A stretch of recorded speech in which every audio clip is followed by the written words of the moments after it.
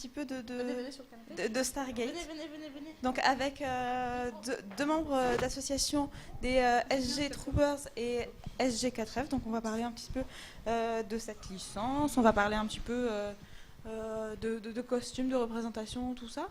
Voilà, je pense tranquillement et sans souci et sans stress, voilà.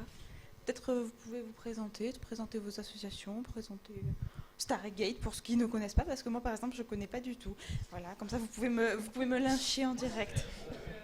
Je connais un petit peu, mais je n'ai pas pris le temps de regarder la série si tu veux. Et il y a beaucoup d'épisodes, beaucoup d'épisodes. Donc moi je suis Bougie Harriman, je fais partie de l'association SG4F. Pardon, j'ai pas l'habitude. Voilà, c'est une association qui a fêté en 2014 ses 10 ans d'existence. Voilà, on fait des conventions à travers toute la France. On va de Paris, Lyon, Migène, Fax en Belgique également. Mais Voilà. votre but exactement en convention, c'est quoi? C'est de De promouvoir représenter l'univers. la franchise. D'accord. C'est-à-dire que souvent, par exemple, vous recréez la Porte des Étoiles, vous faites poser les gens avec, ce genre de choses? Alors, nous, on n'a pas forcément la Porte des Étoiles. D'accord. On travaille beaucoup en partenariat avec Props Memorabilia, donc, qui est une association de propseurs. Donc, pour ceux qui ne savent pas ce que c'est qu'un props, c'est Oui, un moi, je objet sais qui a pas non servi plus. à l'écran en fait en série. Les vrais objets Les des vraies accessoires, séries. voilà. Donc, on a eu la chance, quand la franchise s'est terminée, de pouvoir récupérer plusieurs costumes et plusieurs objets originaux de la série. Et donc régulièrement en convention, dès qu'on peut et dès qu'on a les moyens logistiques, on essaie de poser un stand, voilà, de les présenter au public, de permettre aux gens de voir à quoi ça ressemble vraiment, comment ça a été fait. Dans le genre grosse expo, on a fait dernièrement Fax pour En Belgique. en Belgique pour l'anniversaire de la franchise, une super expo sur une allée de 25 mètres avec 3 rangées de costumes, d'objets originaux, ce genre de choses-là. Donc voilà, l'objectif c'est de continuer à faire vivre encore un peu la franchise auprès des fans et puis de partager cette passion qu'on a en commun en se faisant plaisir et en faisant plaisir aux gens. Mais vos costumes, vous les avez faits? Ce sont des costumes qui viennent vraiment des tournages? Alors moi personnellement j'ai acheté juste le pantalon et la veste, D'accord. qui sont quand même ce qu'on appelle screen accurate, qui ressemblent au plus à ceux qui sont utilisés dans la série. Oui, celui-là, oui. Voilà, il y a plusieurs costumes différents. Hein. Il y a le costume de... Ça, c'est la tenue à la base. Quand ils sont à l'intérieur de la base, ils ont une tenue simple, juste pantalon, chemise et t-shirt, normalement. Voilà. Ouais, en fait, sur Stargate, c'est assez large pour se faire un costume. Le plus simple, donc c'est les tenues là qu'on a pris qui sont assez light, donc la tenue de la base ou la tenue de pilote que j'ai par exemple. Quand il s'agit de faire du terrien ou du personnel du SGC dans la série Stargate, c'est actuel en fait, c'est contemporain. Donc c'est du matériel qui existe vraiment, qui est vraiment utilisé par l'US Air Force, ce genre de choses là, et qu'on peut se procurer. Donc pour être screen accurate en fait, donc identique à ce qu'on peut voir à l'écran. Là, effectivement, on préfère acheter les choses pour être identique plutôt que de galérer à faire des trucs. Là où ça devient un peu plus intéressant, un peu plus touchy, c'est quand on commence à faire de l'extraterrestre. Donc là, il y a ou les chanceux qui ont réussi à avoir un costume original et c'est bien, genre une tenue de Jaffa ou ce genre de choses-là, ou il y a ceux qui se débrouillent bien et qui les font eux-mêmes. Donc j'ai des amis qui font des très belles tenues dactyles, ce genre de choses-là. Donc c'est vraiment après à la débrouillardise. Maintenant, ce qui se fait de plus en plus, c'est que comme on a pu se procurer, on va dire, les objets originaux, ceux qui bricolent bien et qui se débrouillent bien, ils commencent à en faire des copies et en proposer au public. Donc ça permet d'avoir aussi des trucs à l'identique pour compléter un costume, pour faire des choses un peu plus variées que ce qu'on avait à une époque. D'accord. Mais alors, vous, quand vous voulez mettre en avant donc Stargate, il y a eu des extensions à la série Stargate. Est-ce que ça fait partie aussi de ce que vous défendez, de ce que vous avez aimé, vous, en tant que fan? Ouais, en fait, nous, quand on va présenter Stargate, on essaie de présenter la franchise dans son ensemble. D'accord. C'est un peu plus dur pour le film de 94 parce que pour les costumes, là le matos il est Vous n'avez passé. pas la pyramide qui Il vole est avec difficile. vous Non, celui-là non plus. Ah, On n'a pas réussi à avoir le modèle réduit de zut. celui-là. Mais c'est des choses qui sont un peu plus compliquées à obtenir, mais bon, on essaie quand même un petit peu. Mais oui, les deux autres franchises du Stargate Atlantis, donc le premier spin-off qu'ils ont fait, on a pu récupérer des costumes originaux. Il y a une époque où on faisait des prestations scéniques pendant certaines conventions, des choses comme ça. Universe, c'était un peu plus compliqué parce que les fans l'ont accepté de manière plus mitigée. Mais il y en a quand même qui ont fait des tenues d'Universe parce qu'elles restent très sympas et mine de rien, il y a des acteurs qui sont assez cool dedans, genre Robert Carlyle, ce genre de choses-là. Donc voilà, mais ouais, c'est vraiment la franchise dans sa totalité. Et là, on attend un petit peu de voir ce que va nous faire Roland Emmerich quoi, pour la prochaine trilogie, qu'on sait pas trop, qu'on regarde d'un œil un peu. Bon, on verra bien, on sait jamais, ça peut être une bonne surprise. Mais vous, en tant qu'individu, en tant que fan, Stargate, ça vous a pris comment, quand, à quel âge? Comment est-ce que vous avez découvert la télé, j'imagine? Alors déjà, pourquoi ce fandom-là? Qu'est-ce que vous aimez particulièrement dans Stargate? Est-ce que c'est le côté SF? Est-ce que c'est le côté plus militaire? Est-ce que c'est les aliens, le côté épique? Qu'est-ce qui vous plaît? Et qu'est-ce qui a fait que vous avez passé le pas? Que vous êtes dit, je vais aller en salon et je vais représenter ce fandom-là, je veux que les gens sachent que ça existe toujours et que nous, on est là pour le défendre. Moi, personnellement, c'est depuis la première diffusion France, où j'ai vraiment... C'était quand? 98, ouais, il me semble. C'est pas plus ancien que ça, c'est 97, C'est sur une chaîne du câble, à l'époque, qui a proposé une dizaine d'épisodes, et j'ai regardé par curiosité, connaissant le film, et voilà, je me suis plus jamais arrêtée. Je me suis plus du tout arrêtée, et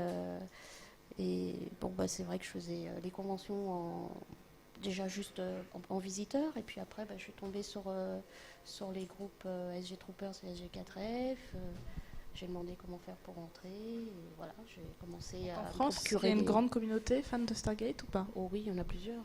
On est plusieurs groupes, oui. On est encore assez nombreux à bouger comme ça sur les salons, à continuer à faire vivre la franchise. Je pense que ce qui plaît beaucoup aussi avec la franchise Stargate, c'est l'humour, parce qu'ils se prennent pas du tout au sérieux. À leur 200e épisode, ils ont fait un gros épisode, n'importe quoi, où ils se sont auto-parodiés comme c'est pas permis. Donc voilà, ils rigolent beaucoup, et ça, c'est quand même assez agréable.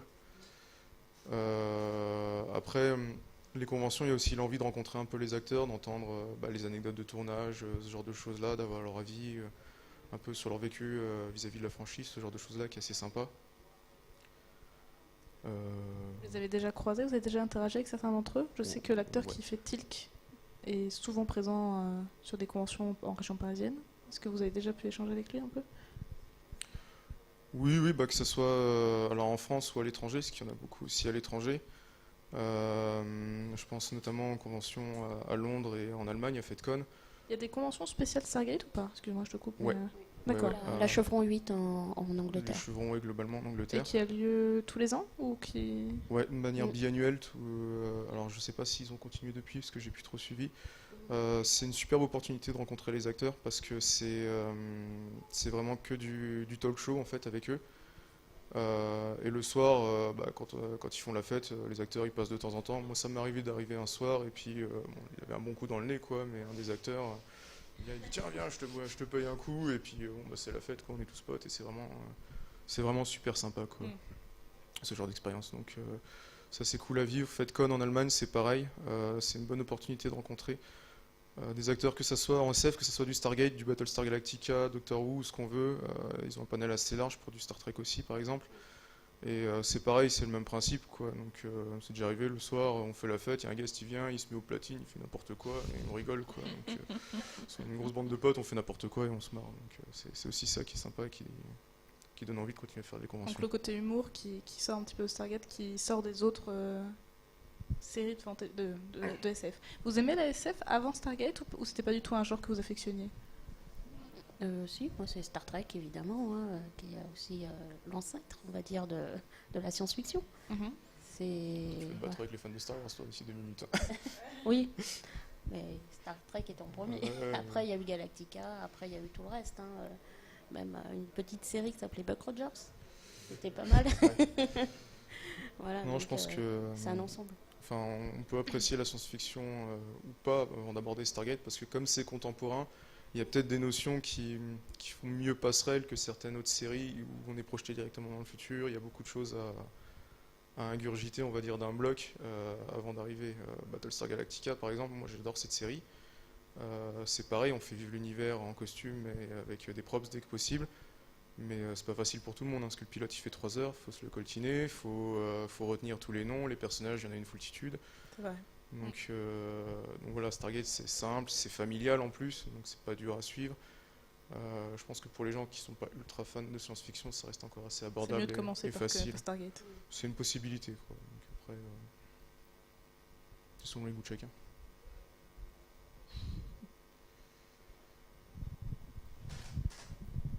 Et toi, du coup, tu as découvert Stargate comment? Et à quel âge ou à quelle occasion? Quand j'étais tout petit, parce que je suis encore tout jeune. Donc non, j'ai grandi avec à l'époque où c'était encore diffusé sur M6, donc il y a fort longtemps. Moi voilà, j'ai tout de suite accroché parce qu'il y a un peu tous les éléments que j'aime bien. Il y a un peu d'action, il y a de l'humour, il y a de l'aventure, donc c'était vraiment sympa. Ça restait une série qui était quand même assez bien faite pour l'époque, parce que le début des années 2000, ils ont fait des épisodes avec beaucoup d'effets spéciaux où ils sont quand même bien déchirés, donc ça valait le coup, quoi. Ils ont remporté plusieurs prix, quoi, dessus, et puis ils ont fait pas mal de percées aussi au niveau de cette technologie-là. Donc non, c'est ça qui m'a beaucoup fait aimer. Et puis à l'époque, c'était Richard Dean Anderson, donc il avait fait MacGyver qu'on retrouvait à l'écran. Et voilà, quoi. Donc quand on est tout petit, c'est MacGyver, c'est cool. Il va sur d'autres planètes et C'est vrai que c'était la raison principale d'abord. donc voilà, c'est lui qui a porté le show pendant une bonne partie de la franchise.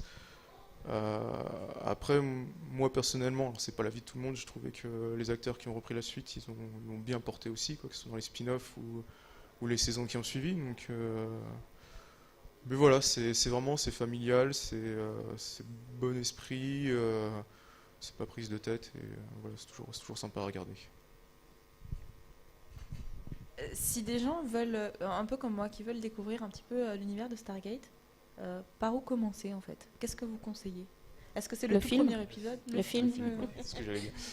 Le film de 94, il a pris un petit coup de vieux, hein, faut dire ce qui est, parce que déjà à l'époque, pour la petite histoire, le film de 94, Roland Emmerich, les producteurs lui avaient dit voilà ton budget, mais de toute façon, comme on sait que vous les réalisateurs, quoi qu'il arrive, vous dépassez, on te met ça en plus de chaque côté. Et lui, il l'a super mal pris, et il a dit ok, c'est comme ça, et ben, j'ai ça comme budget et je vais faire avec. Donc il l'a fait avec. Ce qui fait qu'il a fait un peu moins de choses que ce qu'il voulait. Donc il y a certaines choses qui ont pris un petit coup de vieux, mais ça reste quand même sympa à regarder, quoi. Donc c'est vrai que moi j'ai eu la chance, c'était pour je sais plus quel anniversaire, c'était pour le 10e anniversaire, je crois, le 10e ou le 15e, je crois, je sais plus, c'est un des deux du film. J'ai eu la chance de le voir au cinéma en VO titré sur une bande originale. Alors la pellicule, elle avait pris cher, hein, faut pas se le cacher.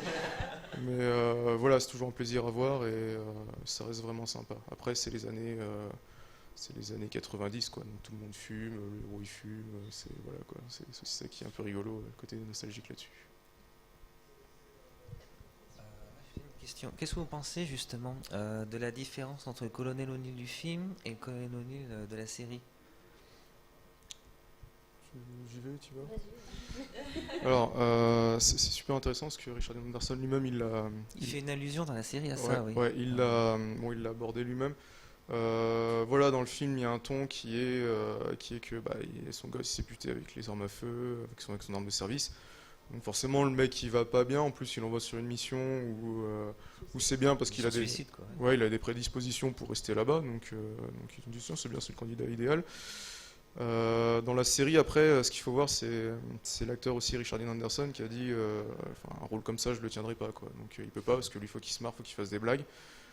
Mine de rien, le personnage d'O'Neill dans la série, il n'est pas aussi bright qu'on peut le penser. Dans les premiers épisodes, il reste encore un peu sombre, et il y a un épisode de transition qui est parfait, où justement il s'exorcise un peu comme ça de la mort de son fils dans la saison 1, avant de redevenir un peu rigolo.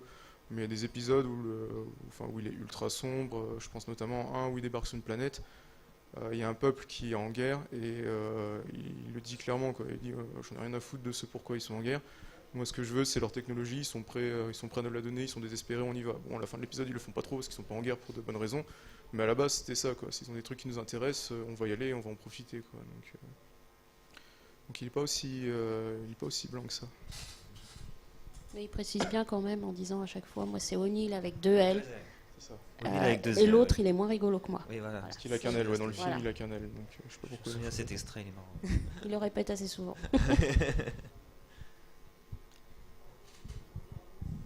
Donc, avec vos associations, c'est des représentations des costumes, des personnages, un petit peu, voilà. Est-ce que autour de Stargate, au niveau un petit peu du fandom plus global, est-ce que, par exemple, il y a une communauté active autour de la fanfiction, du fan art ou des films amateurs, etc. Est-ce que vous êtes allé voir un petit peu par curiosité ce qui se faisait autour? Ça m'arrive de lire des fanfictions sur la série, oui, effectivement. Il y en a des sympas, des un peu moins sympas, mais bon, comme tout. Tu en écris, toi, ou Non, juste moi, non. Je suis plus lectrice. C'est déjà pas mal d'aller à la pêche un petit peu de ce qui se fait à côté, quoi. Ouais, il y a pas mal de choses qui se font. Il y a beaucoup de fan-films aussi qui voient le jour. En France, il y en a eu pas mal.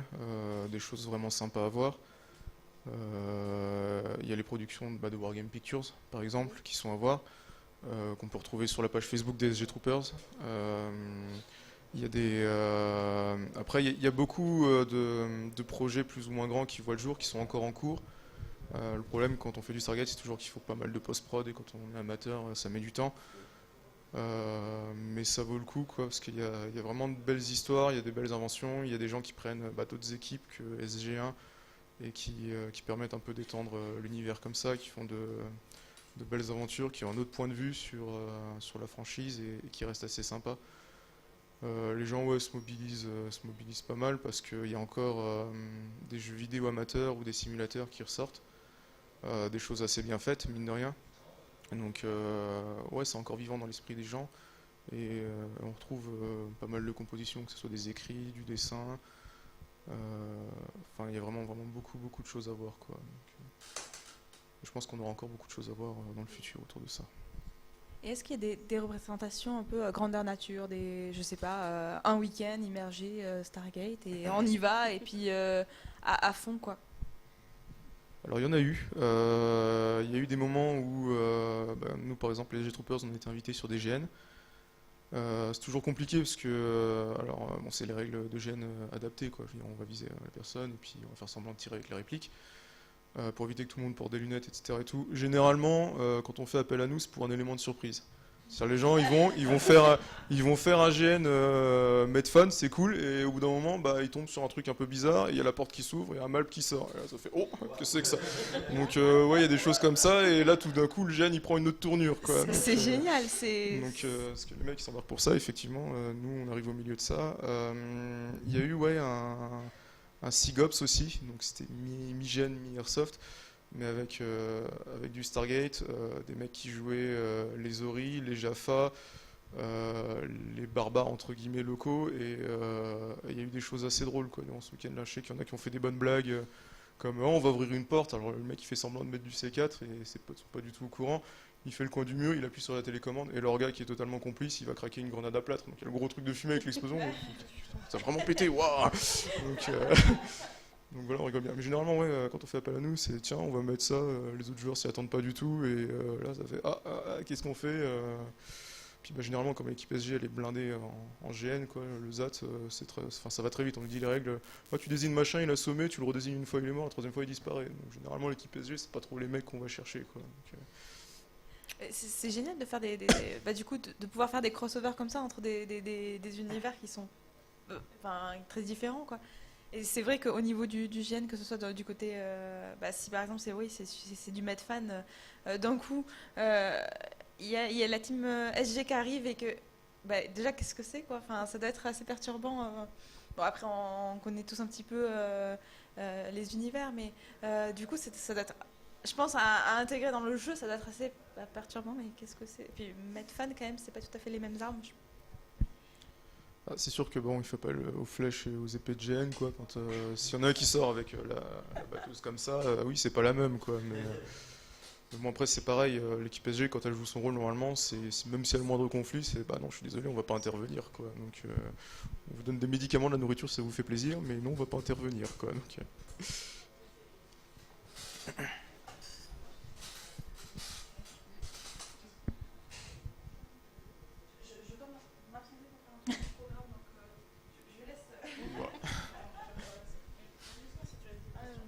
Je réfléchissais justement à des questions, j'écoutais et tout. Bon, moi perso, j'ai connu Stargate pareil, mais grâce à mon père. J'ai regardé la série et j'ai pas vu les films, je crois. J'arrive le film, je sais pas. Non, je l'ai pas vu, je crois. J'arrive vraiment pas à me souvenir de si je l'ai vu. Et avec ce que j'ai entendu tout à l'heure, ça me parlait pas du tout. Donc, je crois que j'ai pas du tout le voir du tout. Mais c'est vrai que c'est une série vraiment très sympathique, avec un monde ouvert. Bon, moi, je sais. C'est surtout la série que j'ai vue perso. Après, justement, quelqu'un dans le chat tout à l'heure, quand vous avez parlé justement, enfin les deux caractères d'Oni, il y avait quelqu'un qui disait que justement il trouvait qu'il n'était pas si différent que ça. Et est-ce que justement, oui, la différence c'est-elle peut-être pas si entre guillemets notable que ça, ou est-ce que c'est vraiment une grosse rupture de ton réellement, ou pas tant que ça finalement? bah, RDA, quoi qu'il arrive, il a poussé plus le trait de l'humour que ce qu'il y avait dans le film. Ça, on peut pas le nier Oui. parce que c'est sa nature aussi. Hein. Quand on l'a vu en vrai, il est incapable de se tenir sérieux pendant 2 minutes. Quoi. C'est pas possible, quoi. Il peut pas, quoi. Donc, je l'ai déjà vu. Celui qui joue Syler, un des techniciens qui fait sa doublure cascade, quand il est passé sur scène, lui, il s'est infiltré dans le public et puis il a commencé à lui poser des questions un peu reloues, quoi.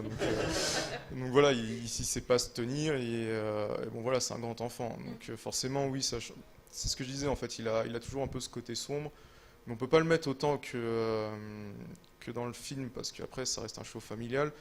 Et dans le film, il reste quand même assez hardcore, quoi, parce que lui, qui est des habitants ou pas, il fait exploser une bombe nucléaire, donc c'est pas grave, la menace elle est neutralisée, c'est bon, c'est fait.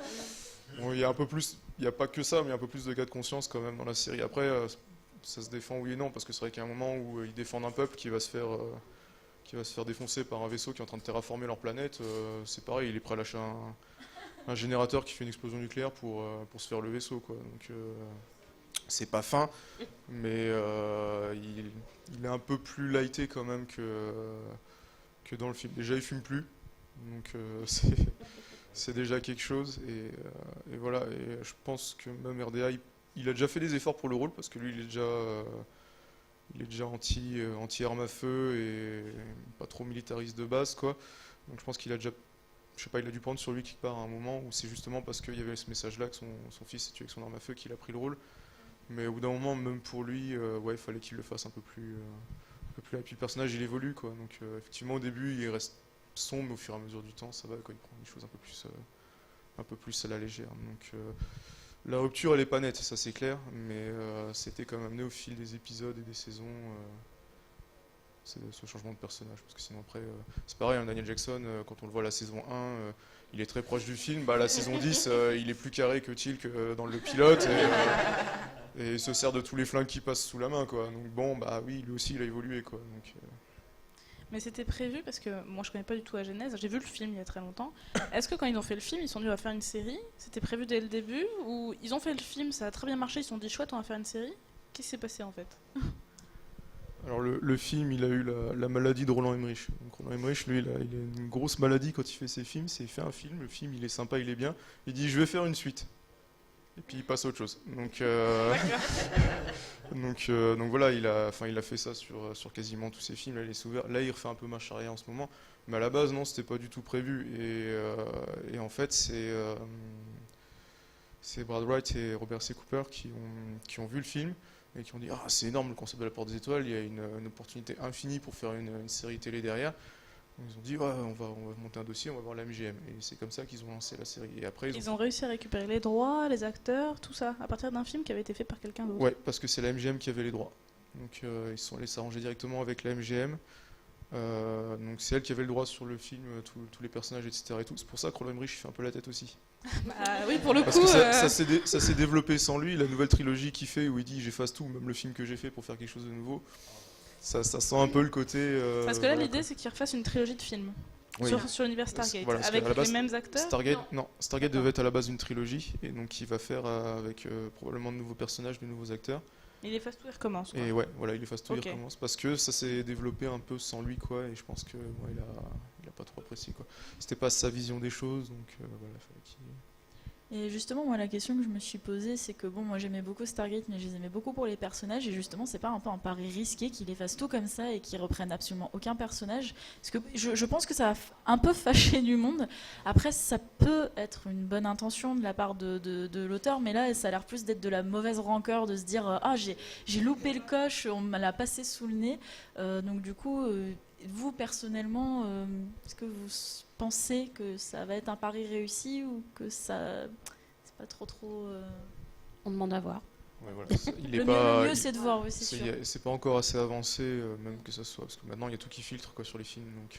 Oui, Mais c'est pas assez avancé, on sait pas trop ce que ça va donner.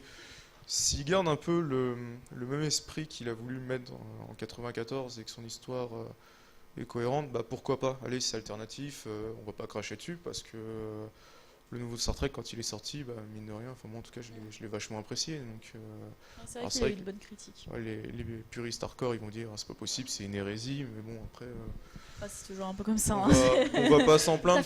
Ça fâche toujours les fans de la première heure qui voient qu'à travers le truc C'est original. ça, mais ce qu'il y a de bien, c'est que comme il relance un peu le truc de la franchise, on sait qu'il y a les autres producteurs de la franchise, donc des séries Stargate, qui attendent le coche aussi, qui attendent gentiment comme ça, en disant tiens c'est bien si ça marche, c'est que la série elle peut remarcher aussi, donc on va enfin pouvoir finir l'histoire qu'on n'a pas pu finir vers 2009, donc vas-y avance un peu, c'est pas grave, nous on arrive, quoi. Donc ils sont ouais, je pense qu'ils sont encore en attente là-dessus, et si ça marche, ils vont peut-être pas se gêner, quoi.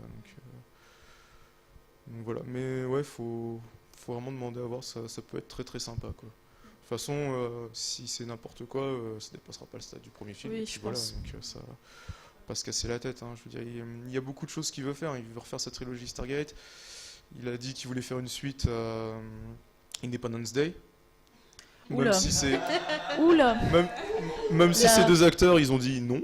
La- Ces deux acteurs Je sens que la Maison Blanche va encore souffrir une deuxième fois. ouais, donc voilà, donc il y a plein de choses qu'il veut relancer comme ça, mais faut voir, hein, parce que il a déjà fait le coup 2-3 fois, et puis après ils ont fait bon, bah, finalement on peut pas, quoi, donc on va repousser.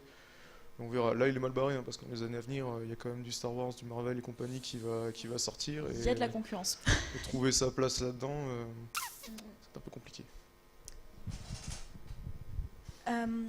L'univers de Stargate se prête quand même pas mal au crossover avec d'autres univers. Est-ce que ça a été fait? Est-ce que c'est des demandes qu'il y a, par exemple, par les fans d'aller sur des planètes qui sont d'autres univers ou d'aller voir d'autres univers, un petit peu comme on a vu, par exemple, Doctor Who et Harry Potter, il y a quand même des crossovers qui sont, enfin, un clin d'œil qui se font un peu intuitivement par les fans, hein, voilà. Est-ce que sur le Stargate, c'est quand même, il y a quand même quelque chose qui porte à ça aussi? Est-ce que ça a été fait? Est-ce que c'est des demandes de fans ou pas du tout? Et puis c'est des univers qui doivent peut-être pas se croiser. Alors, du crossover, ouais, ça a été demandé par les fans. Des références à des séries de science-fiction, il y en a 2 tonnes dans Stargate.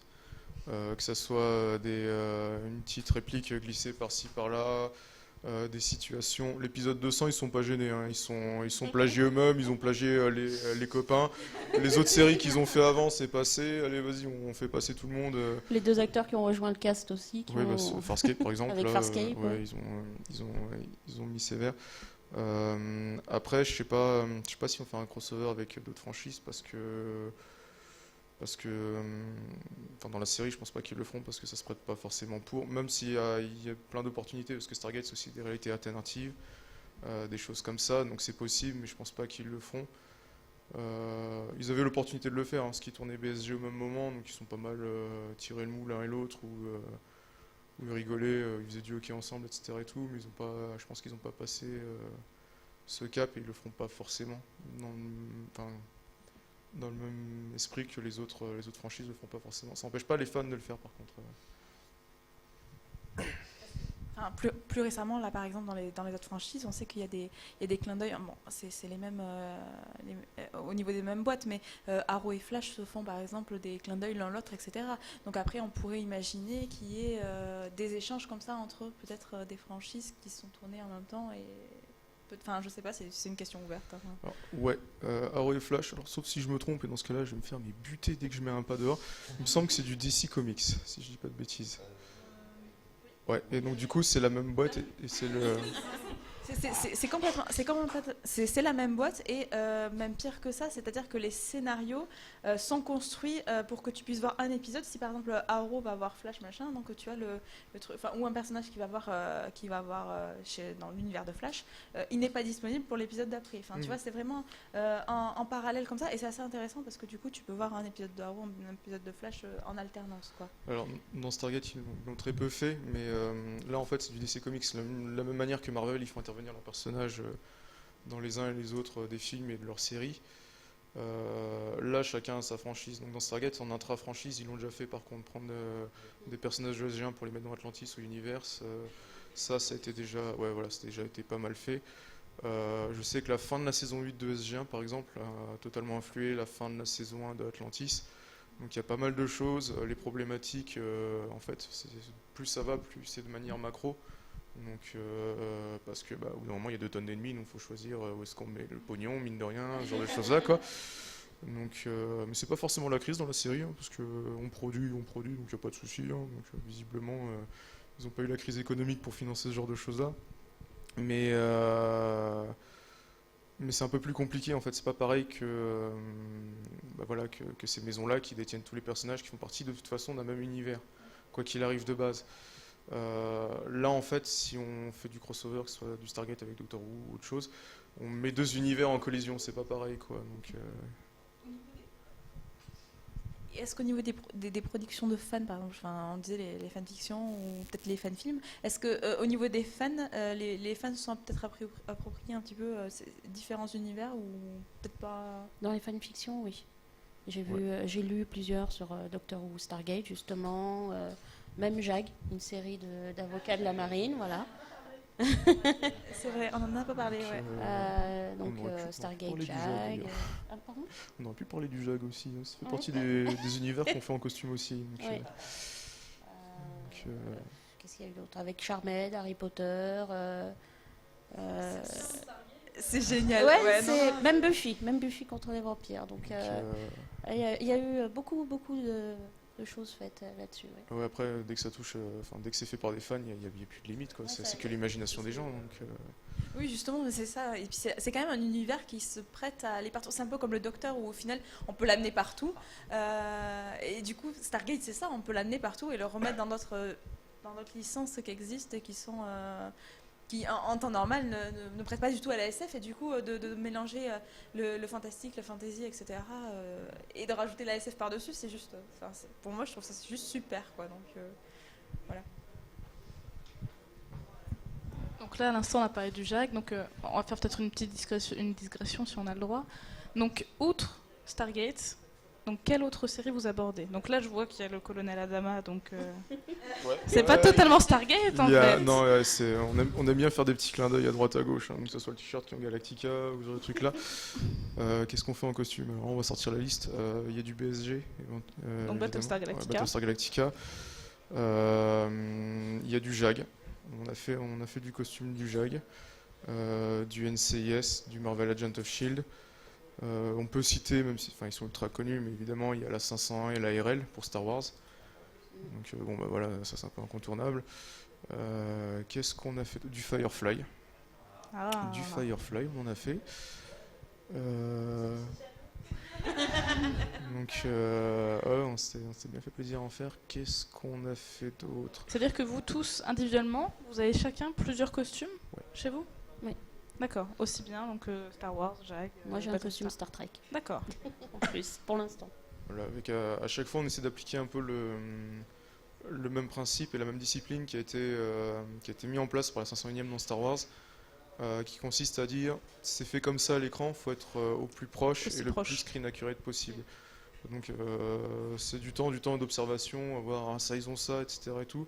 Après chercher les sites pour obtenir à droite à gauche les différents éléments et arriver à se faire une tenue le plus proche possible, si ce n'est quand on a de la chance à l'identique, quoi. Et ouais, on peut l'appliquer à tout. Donc il y en a qui font du Harry Potter aussi, j'ai oublié de le citer. C'est tout, en fait tout, n'importe quelle série où on se fait plaisir. On a une amie qui fait du Castle aussi. D'accord. Donc ouais, on peut tout ce qu'on veut, quoi, tout ce qu'on peut imaginer, tout ce qu'on aime. Voilà, pour le plaisir de le faire vivre auprès d'autres fans. Et puis, Donc pas uniquement de la SF. non, pas uniquement de la SF, non, ça peut s'appliquer vraiment, vraiment à tout. Par rapport, justement, d'en parler un petit peu cosplay costume, pour moi la différence elle est dans le fait où le cosplay c'est quand même une représentation d'un personnage, je veux dire presque de A à Z, avec la caractéristique, la personnalité. J'ai l'impression que vous c'est du costume, c'est-à-dire que c'est comme si vous étiez dans l'univers, c'est votre personnage. C'est un petit peu. Enfin, après, il y a aussi ce que j'appelle du cosplay, où l'idée est de ressembler le plus aux personnages qui interagissent dans les univers de Stargate, etc. Mais l'essence, quand même, c'est d'avoir son propre personnage, peut-être dans l'univers de Stargate, et de se créer son propre personnage au plus proche de la licence. Alors, il y a un peu, Enfin, il y a un peu les deux, je pense. Il y a deux écoles là-dessus. Je sais que par exemple, la SG4F, il y a beaucoup de gens qui font un costume en disant voilà, moi je vais faire celui de Neil, je vais faire celui de Carter, parce qu'ils ressemblent aussi, ils ont quelques traits avec les acteurs, donc forcément c'est convaincant. Chez les Troopers, le choix il a été fait différemment. Il a été de dire voilà, il y a les personnages qui sont dans la série, nous on va essayer de prendre ou d'incarner autre chose qui n'a pas été montré. Donc je sais que chez les Troopers par exemple, quand on crée une équipe SG, donc on se met à minimum 2, puis après on rassemble d'autres membres et ainsi de suite, on choisit dans une liste qui n'a pas été trop vue à l'écran, donc SG on évite, SG3 on évite, et après on peut choisir des équipes. Je sais que par exemple l'équipe fondatrice chez les SG Troopers, c'est la SG17, parce qu'on l'a vu dans un épisode, ils sont tous morts, donc on peut dire ce qu'on veut derrière. On peut mettre n'importe qui derrière, donc voilà, on essaie de faire un peu des choses comme ça, les numéros d'équipe qu'on n'a jamais vus, la 19, la 18, voilà, ou qu'on a vu qu'une fois, donc qui n'ont pas trop marqué, on peut mettre qui on veut derrière. Voilà, c'est au choix, on fait comme on veut. Je sais que moi par exemple ma tenue, là j'ai pas incarné un personnage en particulier, donc c'est vraiment selon ce qu'on préfère, quoi. Donc on n'a pas de restriction particulière là-dessus.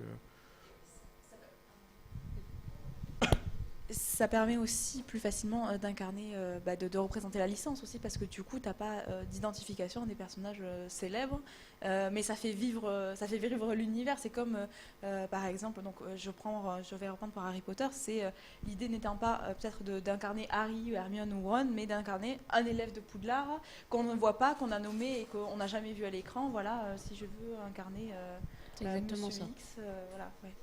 Ça, du coup, c'est ça. Enfin, moi, je trouve que ça permet de faire vraiment vivre l'univers, de l'étendre à autre chose que les personnages qui sont les plus célèbres et que tout le monde veut incarner forcément, parce que c'est une identification plutôt au héros, quoi. Je fais une toute mini aparté qui n'a pas trop à voir. C'est juste pour répondre. Il y a des gens dans le chat qui viennent de se réveiller et qui demandent où est la conférence Doctor Who. C'est déjà passé en fait.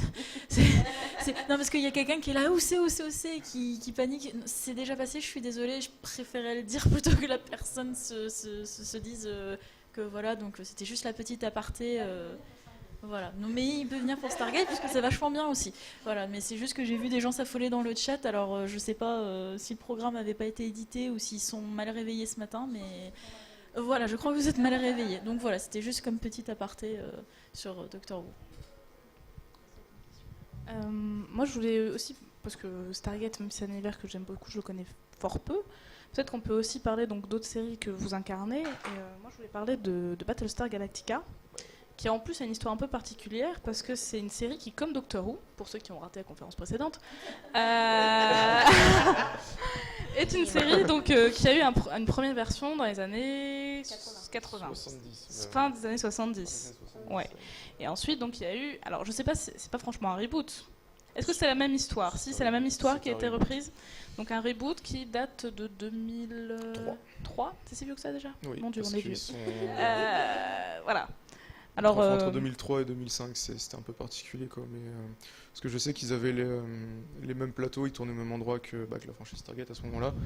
Et les premiers flingues qu'il y a dans BSG, ils partageaient les mêmes que ceux de Stargate. Parce que je pense que ça devait coûter moins cher de commander les bastos à blanc. Ah, j'ignorais ça. Donc ça veut dire que tout a été tourné au Canada? Stargate aussi alors? Parce que je savais que c'était une série canadienne. Si on regarde les deux séries plus ou moins en même temps, il y a plein d'éléments de décor. On va faire, tiens, Slack là il ressemble un peu au même. Tiens, cet endroit-là, voilà. Donc, Ils auraient pu mettre un Cylon dans Stargate en fait. ouais, ils auraient pu le faire. Bah, ils ont leur version avec les réplicateurs. Mais, ouais, donc BSG, effectivement, c'est un peu comme Donc on peut Doctor peut-être Who. un petit peu présenter la série. Est-ce que vous avez vu la version ancienne ou pas du tout? Ouais. J'ai Et vu- alors Personnellement, je connais que celle-là. D'accord. T'as pas vu la nouvelle? T'as pas Pas regardé la encore. nouvelle? Je les ai, mais Compte j'ai sur pas toi. encore Je eu le pense temps. qu'avec Lélé, J'ai on va l'intégrale, te hein, faire en un cours DVD, de mais- rattrapage parce que C'est quand même une très bonne série. Ouais. Pourtant, moi, j'aime bien la SF, mais je suis pas ultra fan. Mais c'est une très bonne série, je trouve. Alors, BSG, ouais, j'ai vu l'ancienne.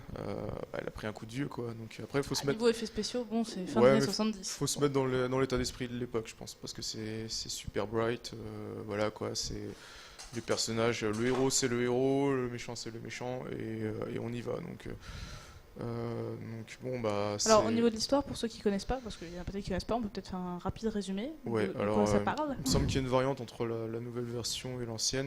Moi, je connais que la nouvelle, donc Alors, je ouais, fais parce que, confiance. alors, l'ancienne, Alors, vas-y, tu bah, veux- l'ancienne, tu veux c'était parler de l'ancienne. leur planète mère qui est sur le point d'exploser, et donc ils partent à la recherche d'une nouvelle planète qui est dans leur mythologie, qui serait une nouvelle Terre. Ouais. Donc qui serait notre Terre à nous. Donc voilà, c'est leur voyage pour, Mais après, il y pour a toute arriver l'histoire jusqu'à des la Terre. Cylons, Voilà. dont on parle pas. Donc les Cylons, qui sont des robots, qui étaient au départ donc créés par l'homme pour aider l'homme, et qui, une fois de plus, s'est plus ou moins rebellé contre. Donc il y a eu une énorme guerre Cylon versus humain. Alors au départ, les Cylons ont des allures de robots, Ouais. et dans la nouvelle version, je sais pas ce qu'il en est de l'ancienne, Non, ils ont des c'est- allures humaines. L'ancienne c'était que des robots, et si je dis pas de bêtises, leur empereur c'est une espèce de méga lézard, un truc comme ça. Un lézard. Ouais, c'était mais- c'était ça. Si, Ah. il me semble que c'était ça. Enfin bref, les Cylons, c'était vraiment bien robotique. Les nouveaux, en fait, ils ont un look un peu plus fin, un peu plus actuel. Ça les a pas empêchés dans la nouvelle série, en tout cas, de recaser des vieux Cylons. Quelques-uns. Ouais. En très beau clin d'œil. La nouvelle série, c'est pareil, c'est une série dans laquelle on voit Richard Hatch, donc qui joue Tom Zarek, et qui dans l'ancienne joue Apollo. Donc Ah, d'accord, génial. c'est un acteur qui a toujours supporté la franchise pour qu'elle continue de vivre, qui a toujours encouragé les femmes d'hommes, les trucs comme ça, qui a toujours mis en avant ce genre de production-là. C'est-à-dire que dans l'ancienne série, il y a les mêmes personnages, c'est-à-dire qu'il y a aussi Adama, fils, père, Alors, il y a non. Starbuck, il y a tout Non, ça. ils ont pas cette relation de père-fils dans la série, il me semble. Starbuck est un homme dans l'ancienne, c'est D'accord. Dick Benedict qui joue L'agence Futé. Touriste. Ouais, qui joue Futé dans l'agence Ah. touriste, qui le joue. C'est pour ça que dans l'agence touriste, dans le générique, quand on voit le Cylon passer devant lui, c'est un clin d'œil à ça aussi. Ils font ouais, des blagues entre eux, les mecs. on- Il y a que ouais, qui les ouais, comprennent, ils sont- mais hop, dis donc. Ils se font il y a plus ou moins les mêmes personnages. Après, bon, la petite différence dans la nouvelle série, c'est qu'effectivement, on se fait subatomiser par les Cylons. Et donc du coup, il faut qu'on se barre et qu'on trouve un nouveau monde. Puis il y a toute cette histoire de psychopathe de se dire qu'il y a un Cylon qui n'en est pas un, quoi. Oui, Aussi. ça, ouais, ils ont Avec- adapté. Ils ont pas adapté. Alors dans l'ancienne série, si je me souviens bien, ça se finissait. Ils arrivaient sur Terre, mais la Terre était au niveau des années 80, quelque chose comme ça. Tout à fait, ça a Ouais. été une suite qu'ils ont fait après. C'est ça. Et ça, il me C'était- semble que c'est à la base, c'est une problématique de budget pour eux. Ils n'avaient plus le budget pour faire ce je crois que ce qui était prévu à la base et qu'on a retrouvé dans la nouvelle série. Et donc du coup, pour faire simple, ils ont fait arriver à l'époque des années 80, quoi. Donc, l'idée n'était pas si mal en soi. Oui. Donc, sur la trame vraiment globale, le nouveau BSG reprend un peu l'idée de l'ancien. Maintenant, forcément, il y a des digressions, il y a de nouvelles adaptations. Puis il y a des problématiques très larges, moi, je trouve, dans cette nouvelle Ouais. série, parce qu'il y a aussi toute l'histoire avec le fanatisme. Comment il s'appelle déjà le personnage? C'est qui Gaius prêche Baltar. par Gaius Baltar, exactement. Alors ça, je sais pas s'il y a dans l'ancienne version. Enfin, il y a plein de... Oui, c'est Il y a plein de est- trucs de c'est- traités, Dans l'ancienne hein. version, c'est lui qui trahit pareil les humains, mais par contre, lui, c'est quasiment totalement assumé, quoi. Donc, ouais, il y a beaucoup de thèmes comme ça. Le début de la saison 3 aussi, c'est l'occupation des Cylons, avec beaucoup de visions nocturnes et des interventions dans les tentes, etc. Et tout. Si on le remet dans le contexte de l'époque, on est en pleine guerre d'Irak et ça dénonçait un peu ça aussi, quoi. Donc en plus de référence à l'occupation de la Seconde Guerre mondiale, parce que les Cylons, quand ils arrivent en fin de saison 2 sur New Caprica, le défilé qu'ils font au milieu du campement, voilà, c'est très proche très réglé, très, ouais. ouais, de ce que nous on a vécu en France il y a fort longtemps, dans une époque bien sombre. Donc ouais, il y a beaucoup de clins d'œil comme ça. Moi j'ai beaucoup aimé aussi une nouvelle franchise parce qu'ils ont un très très beau cast. Ouais. Les acteurs sont très bons. Ouais, sur lequel ils se sont bien fait plaisir. Et c'est pareil, quoi. Ils se lâchent niveau effets spéciaux. Après, ils ont une manière de filmer aussi qui changeait. On aime ou on n'aime pas. Moi, j'avais beaucoup aimé, en tout cas, ce côté un peu plus plongé dans l'action. Où les gens, ils ont du mal à cadrer, à suivre les Vipers. Bon, ça donne plus l'impression, voilà, qu'on suit un reportage télé ou ce genre de choses-là. Et qu'est-ce que je voulais dire? Et ça, par exemple, parce que c'est aussi une série qui a eu du succès, mais qui est peut-être moins répandue que Stargate. Le public en convention suit aussi. Même, par exemple, vous parlez de Jag, qui a aussi eu son succès, mais qui est une série quand même plus confidentielle que Stargate. Les gens, comment ils réagissent? Ils sont curieux? Ils sont plutôt genre, oh, dis donc, vous vous intéressez à ce truc-là, mais ça passe depuis 15 ans. Comment ils réagissent? Alors, BSG, en tout cas, moi, je me rends compte, ça a très très mal percé en France. C'est assez confidentiel malgré tout. Ouais, c'est une série qui est très bonne à mon sens, mais quand on parle, il y a plein de gens qui ne connaissent pas du tout. C'est le problème quand ça passe que sur le câble. Quand je suis... c'est passé aussi sur NRJ12 au bout d'un moment. Oui, mais sur aucune grande chaîne. Mais moi, ils ont fait des rediffusions. Mais le problème, c'est que déjà c'est super sombre. Donc c'est pas forcément ce qu'on est habitué. C'est super sombre. Il y en a qui se suicident et c'est super dark. Il y en a qu'on passe par le sas. Il y a des moments, c'est bien trash aussi, hein, quand le Pegasus il arrive et puis qu'on voit ce qu'ils font à leurs prisonniers si longs. Je veux dire, les droits de l'homme, machin, etc. et tout, ça n'existe pas. Donc il y a des choses comme ça, et peut-être que c'est pas forcément ce que le public recherche en France. Ouais, il y a plein de thématiques super intéressantes, quoi, sur le statut de l'humain, parce que les nouveaux Cylons, en fait, concrètement, ils sont presque en tout point équivalents à des êtres humains. Ils sont faits en chair, et ils ont aussi, je crois qu'ils ont un cœur, ils ont du sang, tout ça. C'est juste que ils ont été programmés à un moment donné, mais ils ont même oublié eux-mêmes que c'était des Cylons. Alors tu te dis, quel est le statut de l'être humain dans tout ça? Ouais, il y a une très belle réflexion là-dessus. C'est vrai que même quand on ressort les tenues, ce genre de choses-là en convention, il n'y a pas tout le monde il y a beaucoup moins de gens qui reconnaît, quoi, la tenue. Quand on est en Allemagne ou en Angleterre, ça marche beaucoup mieux. C'est déjà un peu plus connu, quoi. Donc, le Jag, ouais, alors ça, c'est vrai que les gens, généralement, c'est pas trop ce qu'ils voient. Le premier truc qu'ils voient, c'est un uniforme blanc, donc ils pensent à la croisière s'amuse. Normal. Après, ouais, il y en a qui... C'est un autre fandom, hein. Il y a aussi... il doit y avoir des trucs sur la croisière s'amuse. Il doit y avoir. Après, voilà, sur le Jag, c'est vrai qu'on n'a pas encore fait l'effort de faire de stand, ou d'être vraiment en groupe ou en binôme avec une Sarah Mackenzie par exemple, ou ce genre de choses. Mais ça, au sein de l'association, comment vous décidez tel ou tel fandom? Parce que j'imagine que vous êtes un grand groupe, là vous êtes que deux avec nous, mais vous êtes libre. C'est libre, on fait ce qu'on veut. Vous faites des suggestions, il y a quelqu'un qui dit moi j'ai adoré cette série, on devrait faire ça. Alors généralement ce qu'on fait, nous à la base on est regroupés autour de Stargate, donc on se dit on se fait une journée en Stargate, et si la convention est sur 2 jours, la deuxième journée on se met d'accord et puis on fait éventuellement autre chose. Après chacun fait ce qu'il aime, et de temps en temps quand on fait une commande pour se faire une tenue, on propose aux autres de se joindre s'il y en a qui sont intéressés. Mais non, on se met pas particulièrement d'accord en disant tiens, là on va faire du JAG, là on va faire du NCS. On fait vraiment ce qui nous fait plaisir, parce que vraiment l'intérêt principal c'est qu'on se fasse plaisir avant tout. Donc voilà, on va pas obliger les gens, et voilà, vaut mieux que les gens ils fassent ce qui leur plaise et ce qu'ils connaissent, plutôt que de dire on va faire ça, on va faire ça. Voilà, c'est vraiment l'objectif, c'est de porter une tenue qu'on aime, d'une franchise qu'on aime. Et c'est peut-être mieux comme ça d'ailleurs, parce que c'est le meilleur moyen d'incarner le personnage ou de le représenter après en convention. Quel est votre rapport avec la licence en fait, de manière un petit peu officielle? C'est-à-dire, est-ce que par exemple c'est comme la 501e qui est quand même assez reconnue, est-ce que c'est une association un petit peu amateur, je veux dire, dans le sens, ou est-ce qu'on vous appelle pour faire des représentations en cinéma, salon, un peu de manière officielle, un peu de représentation, parce que vous incarnez vraiment bien l'univers? Ou est-ce que s'il faut, ça n'existe pas, il n'y a pas d'association un peu officielle entre guillemets de représentation de la licence? Non, en Stargate non, parce que déjà Roland Emmerich il cautionne pas trop la série, donc forcément il va pas nous apporter le même support que George Lucas peut apporter à la 500 et la RL.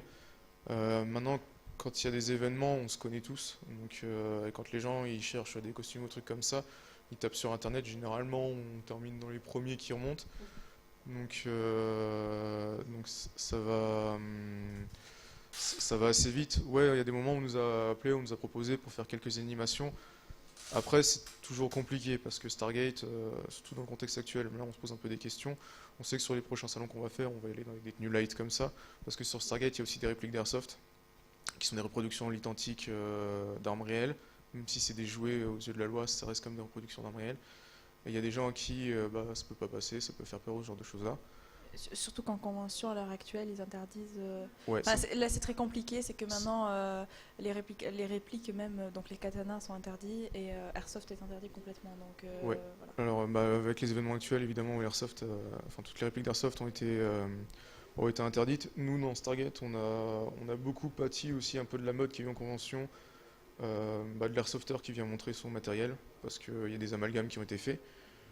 Donc nous, on a une certaine discipline, c'est pour ça on est en groupe, on a une certaine discipline, on connaît pas mal les orgas maintenant qui nous font confiance aussi maintenant. Paris Manga par exemple, on a discuté avec les orgas, ils nous ont dit si on peut éviter les tenues de soldats entre guillemets et les répliques, ok, on va s'arranger, on va prendre autre chose. Bon, une tenue pilote, une tenue comme ça là-bas, je pense pas que ça va poser gros cas de conscience. On va laisser les répliques à la maison, si on prend des répliques c'est celle de Zatniktel ou trucs comme ça, c'est pas grave. Sur Paris c'est compliqué, Migène je pense qu'on aura nos répliques et les tenues complètes parce que c'est une petite convention et c'est prévenu largement à l'avance, ce genre de choses là. Donc ça dépend des orgas, nous on va s'adapter avec les orgas, voilà ce qu'ils nous disent. On s'est mis vraiment comme discipline, si on peut venir avec des tenues complètes, on aura un papier signé de l'orga avec nom, prénom, numéro de téléphone et une signature manuscrite. Comme ça, si on va dans Paris, déjà, on a un papier qui indique sur chaque réplique que c'est une réplique d'Airsoft soumise à la loi, machin, etc. et tout. Donc pour éviter de créer une panique déjà vis-à-vis des forces de l'ordre, ce qui est normal. Et on aura le papier de l'orga. Donc ça nous permet aussi d'avoir un engagement de l'orga, de nous couvrir vis-à-vis de ça. Et après, s'il veut pas, parce que ça pose souci, pas de souci, nous on s'arrange. Et on sortira plus de tenues Jaffa, plus de tenues de Grand Maître Goa'uld. C'est pas gênant, quoi. Et à la rigueur, comme je disais, nous on a à la rigueur, ça va peut-être même nous profiter parce qu'on fera peut-être moins l'amalgame avec les tenues un peu call-off ou ce genre de trucs-là, alors que nous on se cassait la tête à vraiment avoir l'identique de la série. Et ça va permettre aussi une diversité de ce que vous présentez aussi, du coup, peut-être de manière différente aussi. Donc, ouais, c'est peut-être pas plus mal. Comme j'ai dit, on sortira peut-être les tenues d'extraterrestres un peu plus. On hésitait à les sortir parce que généralement c'est des props, donc c'est les originaux de la série. Donc il y a des fois c'est compliqué, hein. Quand il y a du monde dans les allées, je vais peut-être pas faire un tour, je vais rester au stand. Après il fait chaud, donc la tenue Tok'ra en full cuir doublé qui était prévue pour l'hiver à Vancouver, bon bah merci quoi. Mais oui, on va sortir plus des tenues comme ça fait partie aussi de la franchise et puis tant mieux, hein. Je pense que le public peut-être qu'il sera plus content aussi d'avoir des Jaffa, d'avoir un mec en Grand Maître Goa'uld avec 3-4 potes en Jaffa. Et voilà quoi, donc nous ça nous empêchera pas de continuer à venir, de présenter des tenues, des props, des trucs comme ça, on se fera plaisir. Mais dans le passé, oui, on a déjà été appelés les Stargate Troopers dans la première convention, Yuki Neopolis, qui était je ne sais plus où, j'ai oublié, ça remonte à bien longtemps, presque 10 ans maintenant. Donc c'était l'ouverture d'un cinéma qui avait invité nos associations de costumés, la 500, ce genre de choses là. Et dans tout le centre commercial, on faisait de l'animation, on faisait globalement n'importe quoi, parce que nous on aime bien faire n'importe quoi, on n'est pas sérieux. Mais voilà, on rigolait bien, on faisait le contrôle des tickets au cinéma, on fait n'importe quoi. On passait aussi dans les allées, qui veut un Miko, ce genre de choses là. Voilà, on se prend pas au sérieux, il y a un de nos amis qui était en Stormtroopers qui lui faisait la circulation dans le parking, quoi, avec les voitures comme ça. C'est génial. Donc voilà, non, on se prend pas au sérieux. Et ouais, de temps en temps, on est appelé, mais c'est rare parce que Stargate, il y a beaucoup moins d'événements autour qu'il peut y en avoir autour de Star Wars. Vu là, on va faire un petit mot de la fin peut-être. Est-ce que vous voulez représenter peut-être vos associations mutuelles, je sais pas. Où est-ce qu'on peut vous trouver sur le net, Facebook, voilà. est-ce que vous nous accueillez Est-ce que Alors, j'y vais. Ouais, ouais. Ok. Dans tous les cas, on a des sites internet et forums sur internet. Donc, il suffit de taper SG Troopers sur Google ou SG4F. Donc, SG Troopers sera sgtroopers.net parce qu'il y a aussi un autre jeu qui porte le même nom qui a été créé. Donc, des fois, il y a un peu d'amalgame, mais bon. Faut pas hésiter à aller sur les forums, demander des conseils, ce genre de choses-là. Sur les forums, il y a des importantes bases de données. Moi, à l'époque où j'étais encore à la SG4F, on passait chez Troopers. J'ai créé des fiches préfaites, donc il suffit de télécharger le PDF pour le costume qui intéresse, pour la bonne partie, ou de suivre le listing des éléments de costume, et on peut se faire la tenue, donc pour peu que les éléments soient encore pas trop galères à trouver, parce qu'il y en a, ça devient de plus en plus difficile.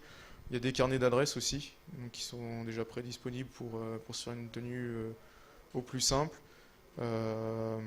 Props Memorabilia, c'est pareil, c'est quelque chose qui se retrouve sur Facebook. C'est intéressant à suivre parce que de temps en temps, quand il y a des objets originaux de la série, ils les mettent en annonce sur la page, donc soit en vente directe, soit sur eBay. Props Factory, qu'on peut retrouver aussi sur Facebook, qui fait de très belles répliques de ce qu'on peut avoir dans la série, donc des ZAD, des lances Jaffa, ce genre de choses-là. Oui, en plus. Les ZPM, donc voilà, faut pas hésiter, prendre contact, savoir quelles sont les conventions, ce genre de choses-là. Pas hésiter à poser des questions et on reste assez tu nous laisseras les adresses et puis on les mettra aussi pas de sur le souci. site de la Fan London pour les gens qui sont intéressés et qui veulent participer à tout ça aussi, hein, si jamais. Que ce soit Stargate du coup, mais aussi, comme tu disais, Baltastar, NCIS, etc. Voilà, mais faut pas hésiter, on est là, puis sinon on est en convention, donc Ouais. jamais très dur.